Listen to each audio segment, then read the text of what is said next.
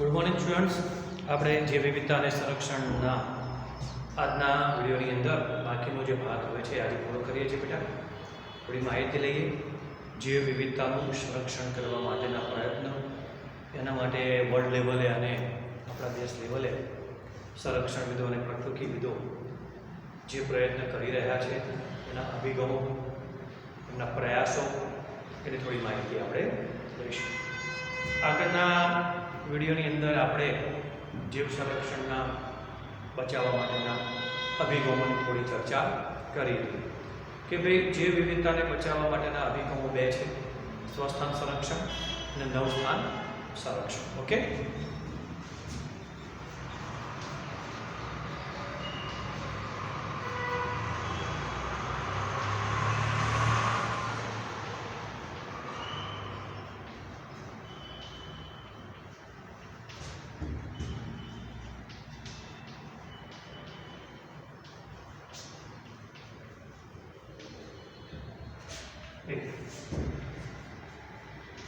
સ્વસ્થાન સંરક્ષણ અને બીજું છે નવસ્થાન સંરક્ષણ. બંનેની માહિતી લઈએ. સ્વસ્થાન સંરક્ષણ એટલે કોઈ પણ સજીવ, કોઈ પણ પ્રાણી કે કોઈ પણ પક્ષી, કોઈ પણ વનસ્પતિ, કોઈ પણ સજીવ જે જગ્યાએ રહેતું હોય એ વિસ્તારને સંરક્ષિત કરી એને એના કુદરતી વાતાવરણની અંદર જ રક્ષણ પૂરું પાડવું, એને સાચવવું, એને કહેવાય સ્વસ્થાન સંરક્ષણ. સમગ્ર નિવસન તંત્રને સાચવી અને એમાં રહેલી વિવિધ જાતિઓને બચાવવાની જે ક્રિયા, જે અભિગમ, એને કહેવાય છે સ્વસ્થાન સંરક્ષણ. સપોઝ એક ઉદાહરણ આપું કે વાઘની સંખ્યા ઓછી થતી જાય છે, તો વાઘને બચાવવા માટે આપણે આખા જંગલને બચાવ્યું, ત્યાં જ રાખવું. વાઘને એના કુદરતી જંગલમાં રાખીને જ જો આપણે વાઘને બચાવવા માટે આખા જંગલને બચાવીએ તો એને ફાયદો એ થશે, વાઘની જાતિ વધશે, સાથે સાથે એ જંગલમાં રહેલી અન્ય જાતિઓનું પણ ઓટોમેટિક સંરક્ષણ થવાનું છે. તો કોઈ પણ સજીવને એના કુદરતી પર્યાવરણમાં, એના નિવસન તંત્રમાં રાખી અને એ કુદરતી વાતાવરણમાં એના પોતાના સ્થાને એટલા જ વિસ્તારને સુરક્ષિત કરી અને એને પોતાના સ્થાનમાં જે બચાવવું અને આરક્ષિત કરવું, સંરક્ષણ આપવું, એને કહેવાય સ્વસ્થાન સંરક્ષણ. ઓકે, તો તેના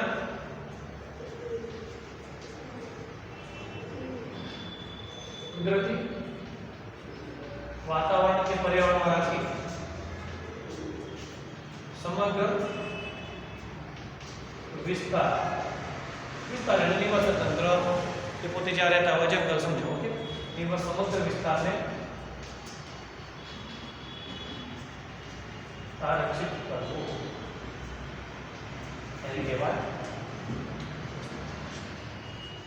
નવસ્થાન સંરક્ષણ. એટલે કોઈ પ્રાણી કે કોઈ વનસ્પતિ, દુર્લભ વનસ્પતિ કે કોઈ પ્રાણી પોતાના સ્વસ્થાન વિસ્તારની અંદર સુરક્ષિત નથી, એના માટે જોખમ છે, તો એવા લુપ્ત થવાનું જેનું જોખમ વધારે છે, જે ડેન્જરસ લાઈન ઉપર આવી ગયેલા છે, એવા દુર્લભ લુપ્ત થતા જતા હોય એવા સજીવોને, વનસ્પતિ કે પ્રાણીઓને લઈ એને અન્ય જગ્યાએ રાખી, એમના કુદરતી વાતાવરણમાંથી લઈ અને એને અન્ય સુરક્ષિત જગ્યાએ રાખી ત્યાં એને સાચવવા, બીજી જગ્યાએ સાચવવા, એને કહેવાય નવસ્થાન સંરક્ષણ.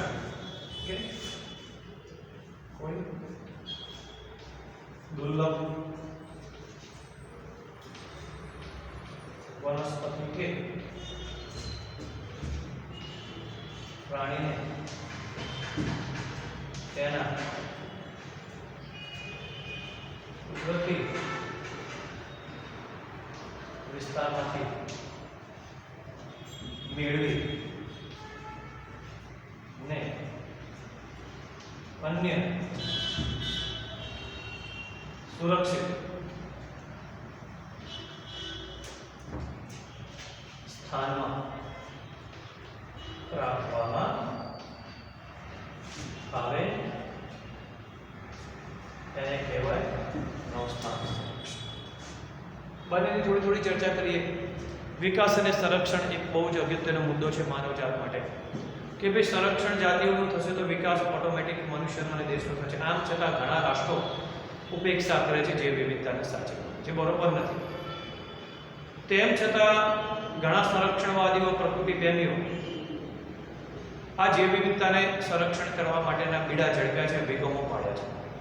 એમાં સંરક્ષણવાદીઓએ વધારે સમૃદ્ધ જૈવ વિવિધતાવાળા પ્રદેશોને નજરમાં લઈ અને એને આરક્ષિત કરવાના, સંરક્ષણ કરવાના પ્રયત્ન કર્યા છે. જે જગ્યાએ જૈવ વિવિધતા વધારે જોવા મળે છે, જ્યાં જૈવ વિવિધતાની વધારે સમૃદ્ધિ છે, એવા વિસ્તારો એટલે હોટસ્પોટ નક્કી કર્યા છે. એવા વિસ્તારોને એમને આરક્ષિત કર્યા છે અને કોઈ પણ માનવીય પ્રવૃત્તિથી એને દૂર રાખ્યા છે, ખલેલમુક્ત રાખ્યા છે, જેથી એટલા હોટસ્પોટ વધારે સમૃદ્ધ જૈવ વિવિધતા ધરાવતા તત્કાલ ધ્યાન ખેંચતા પદાર્થોને એમને આરક્ષિત કર્યા છે. ઓકે, તત્કાલ ધ્યાન ખેંચતા પ્રદેશો, જેને કહેવાય આપણે હોટસ્પોટ, જ્યાં જાતિ સમૃદ્ધિ ખૂબ જ છે.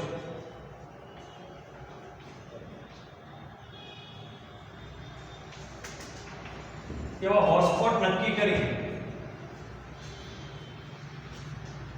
ને તેમને આરક્ષિત કરે છે. એવા હોટસ્પોટ કેટલા નક્કી કર્યા? પહેલા કેટલા હતા? પહેલા 24.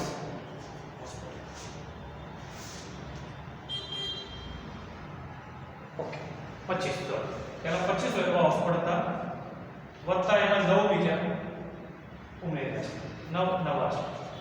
તો કુલ થયા આપણી પાસે 34 હોટસ્પોટ હાલમાં. ઓકે, કુલ 34 હોટસ્પોટ પ્રકૃતિ પ્રેમી માણસોએ, સુરક્ષાવાદી લોકોએ નક્કી કરી અને એને આરક્ષણ આપ્યું છે. એમાં આપણા દેશની આજુબાજુ જોવા જઈએ તો 3 મુખ્ય: શ્રીલંકાનો પ્રદેશ, પછી ઇન્ડો-બર્મા પ્રદેશ અને હિમાલય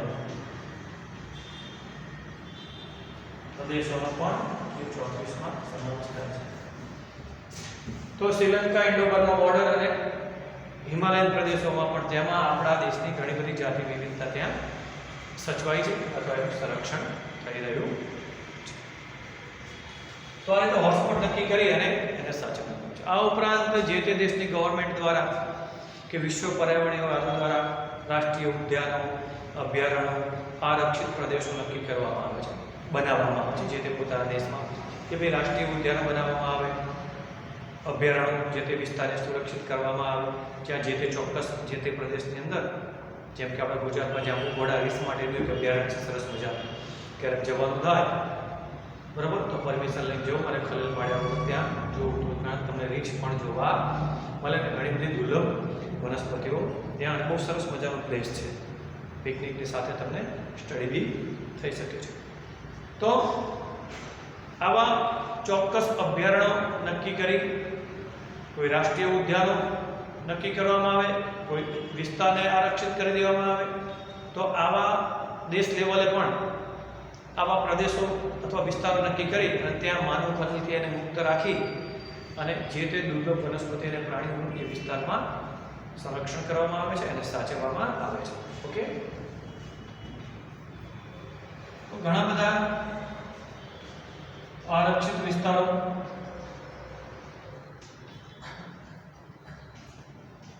ઘણા બધા રાષ્ટ્રીય ઉદ્યાનો,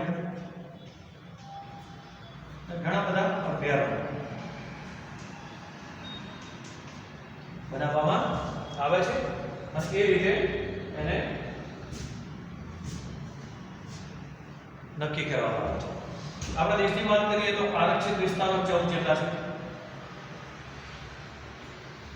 રાષ્ટ્રીય ઉદ્યાનો 90 જેટલા છે અને અભયારણ્ય 448.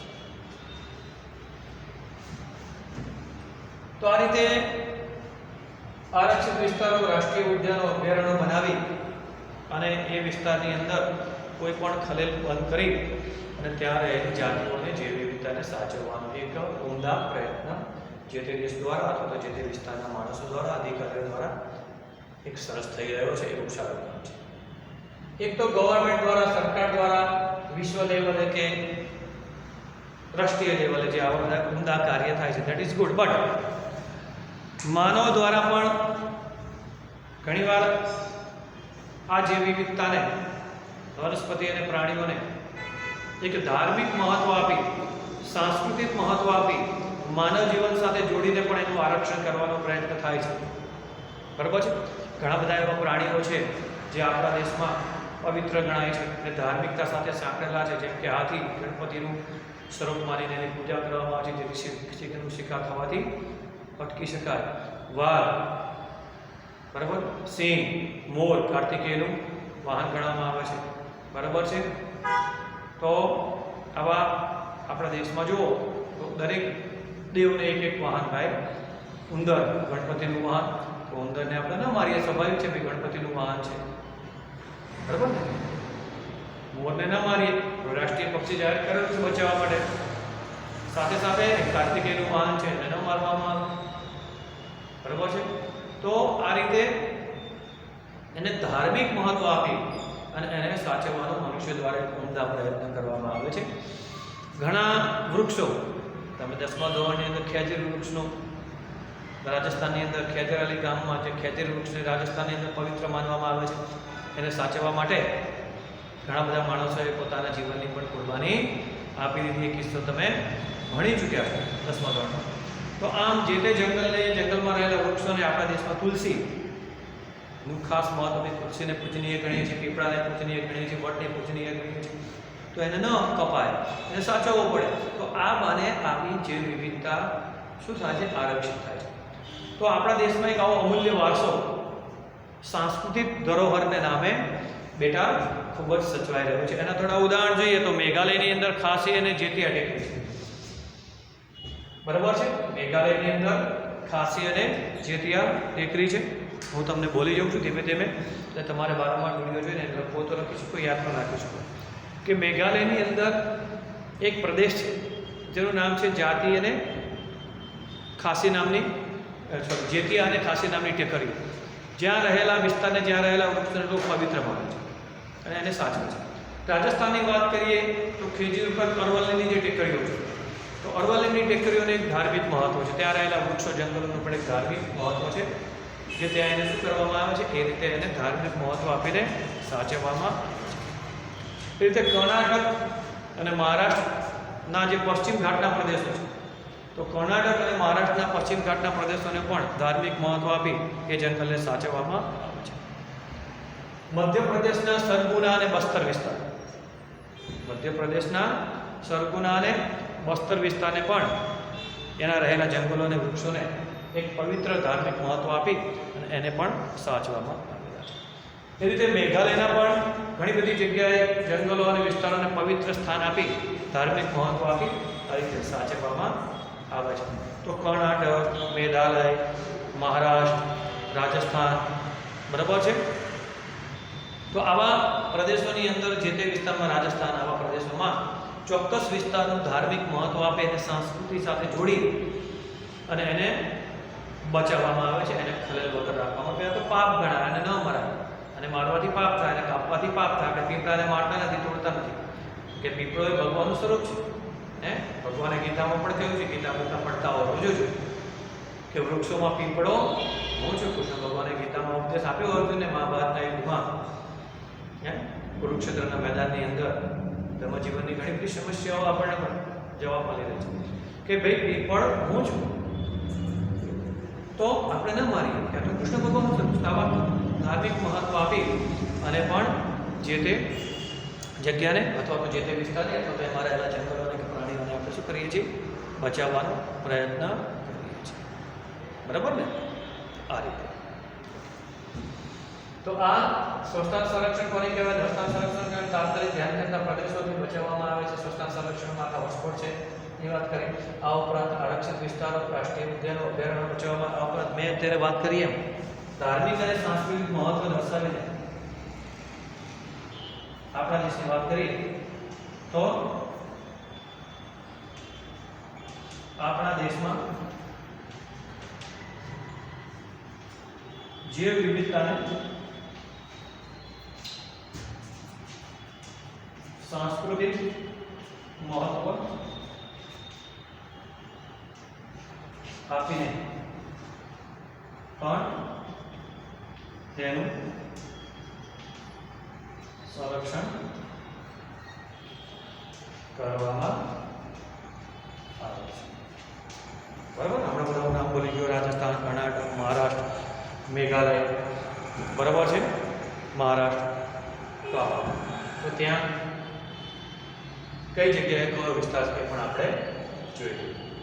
તો આ રીતે બાહ્ય સંરક્ષણ, નવસ્થાન સંરક્ષણની વાત કરીએ તો જે તે પ્રદેશની ગવર્મેન્ટ દ્વારા કે અધિકારીઓ દ્વારા દુર્લભ વનસ્પતિ અને પ્રાણીઓને જાતિને એના સ્વસ્થાનમાંથી બહાર લઈ અને એક અલગ વાતાવરણમાં રાખી, સુરક્ષિત વાતાવરણમાં રાખી એનો બચાવ કરવામાં આવે છે. એના માટે સફારી પાર્ક, પછી પ્રાણી ઉદ્યાનો, વનસ્પતિ ઉદ્યાનો, તમે ભણી ગયા છો 11મા ધોરણમાં કે પ્રાણી ઉદ્યાનો, ઝૂની અંદર એવા દુર્લભ પ્રાણી ઉદ્યાનોની અંદર એવા દુર્લભ નાશપ્રાય પ્રાણી જાતિઓને લાવી અને એને આરક્ષિત કરવામાં આવે છે. એવા વનસ્પતિ ઉદ્યાનોની અંદર પણ ગ્રેટ બનિયન ટ્રી, બરાબર ને, ધ જાયન્ટ બનિયન ટ્રી, બરાબર, એ યાદ છે વનસ્પતિ ઉદ્યાનમાં, એને પણ સાચો કબીરવડ આપણે જુઓ, એને આરક્ષણ આપવામાં આવ્યું છે. તો કહેવાનો મતલબ છે દુર્લભ વનસ્પતિ અને પ્રાણી જાતિઓને એના સ્વસ્થાનમાંથી લાવી કોઈ ચોક્કસ નવી જગ્યાએ એનો ઉછેર કરી અને રક્ષણ કરવાની પદ્ધતિને શું કહેવામાં આવે બેટા? નવસ્થાન સંરક્ષણ. આના માટે શું પ્રયત્ન કરવામાં આવે છે કે જે તે વિસ્તારમાં રાષ્ટ્રીય ઉદ્યાનો બનાવવામાં આવે છે, જ્યાં સુરક્ષિત વનસ્પતિ અને પ્રાણીઓ રહી શકે, જ્યાં મુલાકાતીઓને જવાની છૂટ, નિહાળવાની છૂટ, પણ ત્યાં શિકાર કરવાની, એને ખલેલ પહોંચાડવાની, એને જોરથી વાત કરવાની કે વનસ્પતિને તોડવાની કોઈ છૂટછાટ આપવામાં આવતી નથી. તો આવા શાંત વાતાવરણમાં કુદરતી વાતાવરણ જેવું એક વાતાવરણ નિર્માણ કરી ત્યાં આવા દુર્લભ વનસ્પતિ અને પ્રાણીઓને સાચવતા પ્રાણી ઉદ્યાનો છે, એવા વનસ્પતિ ઉદ્યાનો બનાવવામાં આવે છે.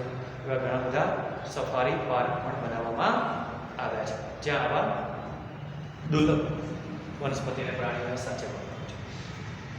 અમુક વાર તો પ્રાણી ઉદ્યાનોની અંદર એવા દુર્લભ પ્રાણીઓ જોવા મળે છે જે ખરેખર એના કુદરતી વાતાવરણમાં નષ્ટ થઈ જાય છે.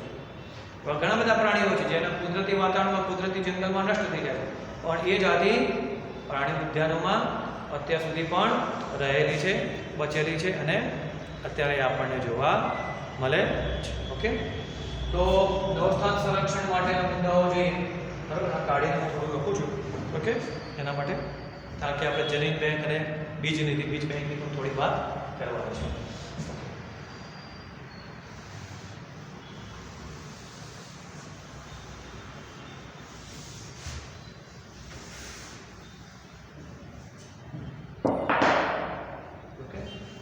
તો નવસ્થાન સંરક્ષણ માટે સફારી પાર્ક,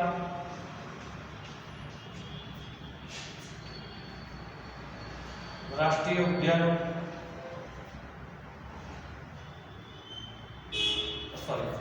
પ્રાણી સંગ્રહાલય,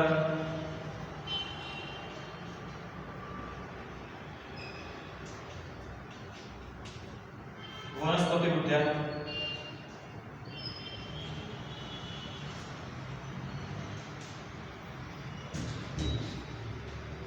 બનાવવામાં આવે છે, નિર્માણ કરવામાં આવે છે, જ્યાં આવી દુર્લભ જાતિઓનું શું કરવામાં આવે છે બેટા?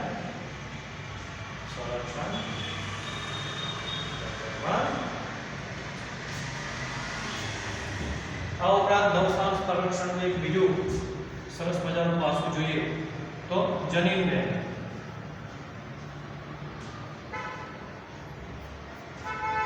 જે જાતિ બહુ જ નષ્ટ થવાના આવે છે,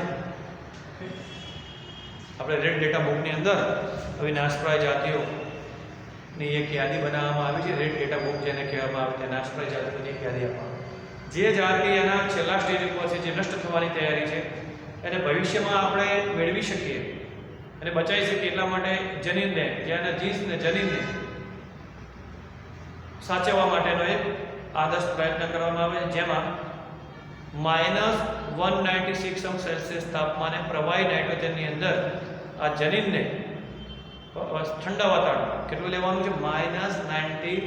-196°C તાપમાને પ્રવાહી નાઇટ્રોજનમાં આવા જનીનને રાખી અને અનિશ્ચિત કાળ સુધી એનો સંગ્રહ કરી અને એને સાચવવામાં, એવા દુર્લભ વનસ્પતિ અને પ્રાણીઓના જનીનોને ત્યાં સાચવવામાં આવે છે. જરૂર પડે તો ભવિષ્યમાં એ જનીનનો ઉપયોગ કરીને આપણે એવા નવા પ્રાણીઓનું પાછું નિર્માણ પણ કરી શકીએ.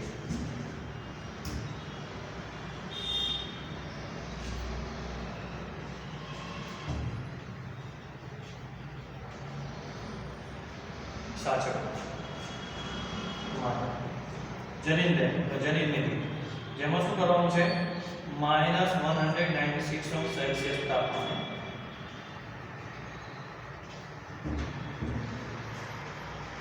પ્રવાહી નાઇટ્રોજનમાં અનિશ્ચિત સમય સુધી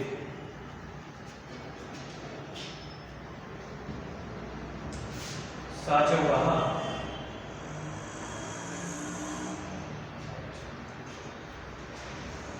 આ ઉપરાંત બીજ નિધિ, બીજ બેંક,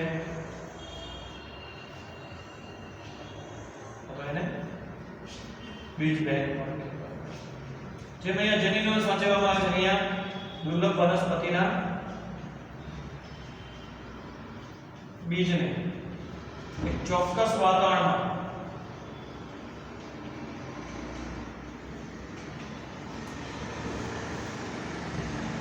લાંબો સમય સચવાય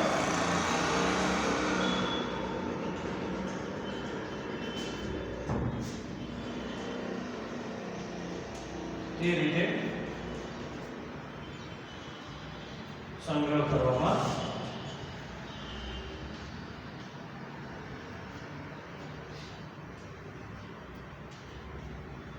આ ઉપરાંત બીજી પણ પદ્ધતિ ઈંડાને કૃત્રિમ રીતે ફલિત કરવામાં આવે છે. પેશી સંવર્ધન પદ્ધતિ તમે જોયું, બરાબર છે? તો પેશી સંવર્ધન પદ્ધતિઓ દ્વારા પણ વનસ્પતિને પ્રાપ્ત કરી શકાય છે, પેશી અથવા એના કોષમાંથી કોઈ ચોક્કસ ભાગ લઈને. ઓકે, ઈંડાને કૃત્રિમ રીતે ફલિત કરવા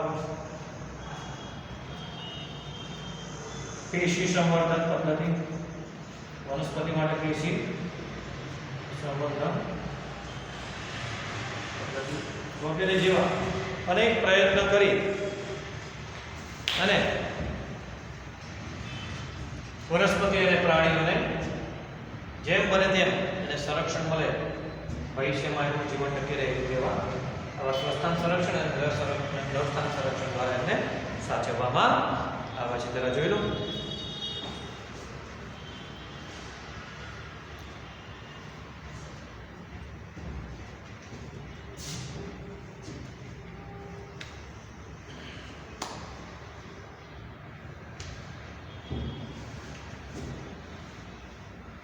સારું, ચલો હવે થોડી માહિતી લઈએ છેલ્લા ટોપિક ઉપર છે.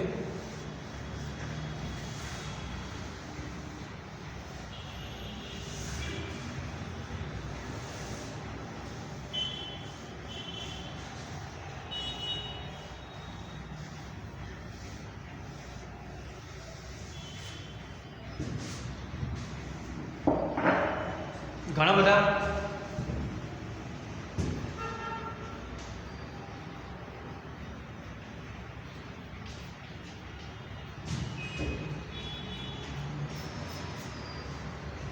જીવ સંરક્ષણ માટેના, જીવ વિવિધતા માટેના ઘણા બધા આંતરરાષ્ટ્રીય પ્રયાસો પણ આપણે વાત કરી હતી. અર્થ સમિટ 1992માં બ્રાઝિલની અંદર રિયો ડી જાનેરોમાં ભરાઈ હતી, જેમાં જીવ વિવિધતાનું એક ફોર્મ આપવામાં આવ્યું હતું, એની પરિભાષા સમજાવવામાં આવી હતી અને જીવ વિવિધતાને બચાવવા માટેના પગલાં કેવા લેવા એની ચર્ચા વિચારણા પણ કરવામાં આવી હતી. બરાબર, એ એક ઐતિહાસિક પગલું હતું.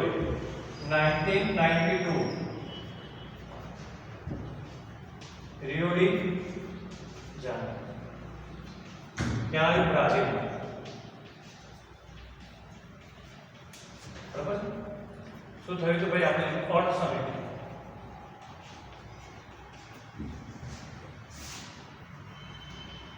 ज्या जैव विविधता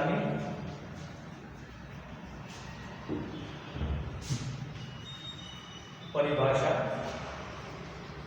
આપવામાં આવી હતી અને જીવ સંરક્ષણના પગલાંની ચર્ચા વિચારણા કરવામાં ઓકે જે એ સમયે લેવામાં આવેલું એક ઐતિહાસિક પગલું હતું ઓકે પછી જોહાનિસબર્ગ સાઉથ આફ્રિકામાં દક્ષિણ આફ્રિકામાં જોહાનિસબર્ગમાં પણ 2002માં એક વર્લ્ડ સમિટ યોજાઈ ગઈ હતી જ્યાં પણ 190 દેશોએ આ વર્લ્ડ સમિટમાં ભાગ લઈ અને જે વિવિધતાને બચાવવા માટેના પગલાંની ચર્ચા કરી 2000 જોહાનિસબર્ગ દક્ષિણ આફ્રિકા 190 દેશોએ ભાગ લીધો શું બનાવી દી એક વર્લ્ડ સમિટ અને જૈવ વિવિધતાના મૂલ્ય વિશે ચર્ચા કરીને તેના સંરક્ષણના પગલાંની માહિતી મેળવી તો આ વર્લ્ડ લેવલે પણ ઘણા બધા પ્રયત્ન થઈ રહ્યા છે ઓકે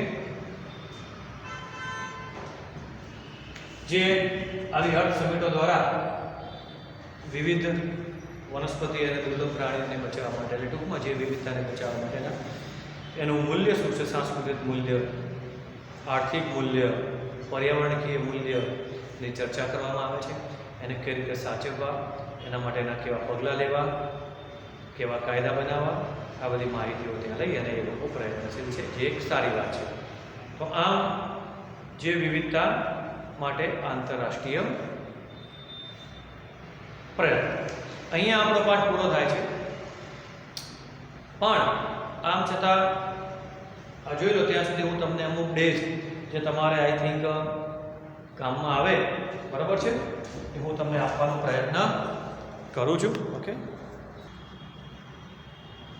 તો એ અમુક ડેઝ જે તમારે નીટમાં કે કદાચ તમારે ક્યાંક કામમાં આવે તો હું બોલી જાઉં છું ધીમે ધીમે તમારી પાસે વિડીયો તો છે જ અને ધીમે ધીમે બોલું છું તમારે નોટ ડાઉન કરવું હોય તો પણ કરી શકો જેમ કે આપણે 21મી માર્ચ યાદ રાખજો 21 માર્ચ વિશ્વ જંગલ દિવસ તરીકે ઉજવવામાં 21મી માર્ચ વિશ્વ જંગલ દિવસ તરીકે મનાવવામાં આવે છે 22મી મે વિશ્વ જૈવ વિવિધતા દિવસ આપણે જે પાઠની શરૂઆતમાં પણ કહ્યું હતું 22મી મે વિશ્વ જૈવ વિવિધતા દિવસ 7મી જુલાઈ વિશ્વ વન મહોત્સવ દિવસ 7મી જુલાઈ વિશ્વ વન મહોત્સવ દિવસ 16મી સપ્ટેમ્બર વિશ્વ ઓઝોન દિવસ વિશ્વ ઓઝોન દિવસ 4મી ઓક્ટોબર વિશ્વ વસવાટ દિવસ વિશ્વ વસવાટ દિવસ 2 ડિસેમ્બર રાષ્ટ્રીય પર્યાવરણ દિવસ હમણાં જ કહ્યું 2 ડિસેમ્બર ભાઈ રાષ્ટ્રીય પર્યાવરણ દિવસ ઓક્ટોબરનું પ્રથમ અઠવાડિયું ઓક્ટોબર મહિનાનું પ્રથમ અઠવાડિયું વાઇલ્ડ લાઈફ અઠવાડિયું ઉજવવાનું વાઇલ્ડ લાઈફ અઠવાડિયું ઓક્ટોબરનું પ્રથમ અઠવાડિયું વાઇલ્ડ લાઈવ અઠવાડિયા તરીકે ઉજવવામાં આવે છે. 22મી એપ્રિલ 22મી એપ્રિલ પૃથ્વી દિવસ. 22મી એપ્રિલ પૃથ્વી દિવસ. જાણીતું છે. 5મી જૂન બોલો. 5th જૂન વિશ્વ પર્યાવરણ દિવસ. વિશ્વ પર્યાવરણ દિવસ. 11મી જુલાઈ વિશ્વ વસ્તી દિવસ. વિશ્વ વસ્તી દિવસ. 3rd ઓક્ટોબર વિશ્વ પ્રાણી દિવસ. વિશ્વ પ્રાણી દિવસ. અને આપણે લઈએ 3rd ડિસેમ્બર વિશ્વ સંરક્ષણ દિવસ. 3rd ડિસેમ્બર વિશ્વ સંરક્ષણ દિવસ. તો આ બધા નામ ભૂલી ગયો છું હું, બરાબર છે. જે તમારી પાસે વિડીયોમાં છે વારંવાર તમે એને જોઈ શકો છો, એને નોટ ડાઉન કરી શકો છો, એને યાદ રાખવાનો પ્રયત્ન કરી શકો છો, કે જેથી કરીને ક્યાંય તમને નીટમાં કે એની હાવ ગમે તે જગ્યાએ તમને પૂછાય તો તમે જાણી શકો. ને તો નોલેજ માટે તો છે જ બેટા. તો અહીંયા પાઠ પૂરો થયો છે. આવતા પીરિયડમાં આવતા વિડીયોમાં એક નવા લેસન સાથે આપણે મળીશું. ત્યાં સુધી આને વારંવાર જોઈએ અને એને યાદ રાખવાનો, મનન પઠન કરવાનો પ્રયત્ન કરજો બેટા. Tata, bye bye.